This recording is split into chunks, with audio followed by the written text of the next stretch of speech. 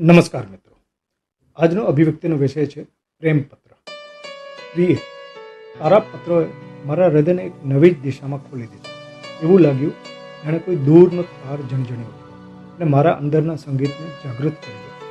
તારા શબ્દોમાં રહેલા પ્રેમ, લાગણી અને સમજણ જોઈને હું ખરેખર ભાવ વિભોર થઈ ગયો.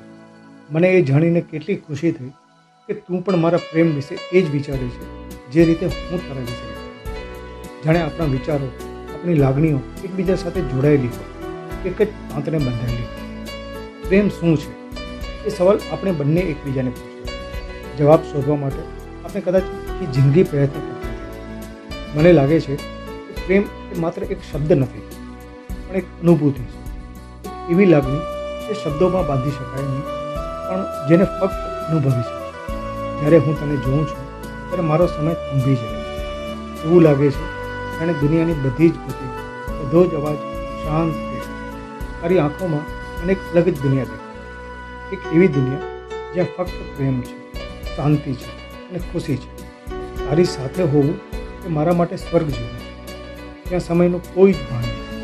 ત્યાં ફક્ત તું અને હું છે. મારો તારા માટેનો પ્રેમ કોઈ શરત વગર નથી. મને તારી પાસેથી કશું જ જોઈતું નથી સિવાય કે તારો પ્રેમ, તારી હાજરી અને તારો સાથ. તું મારી પ્રેરણા છે, તું મારી શક્તિ છે, તું મારું સર્વસ્વ છે.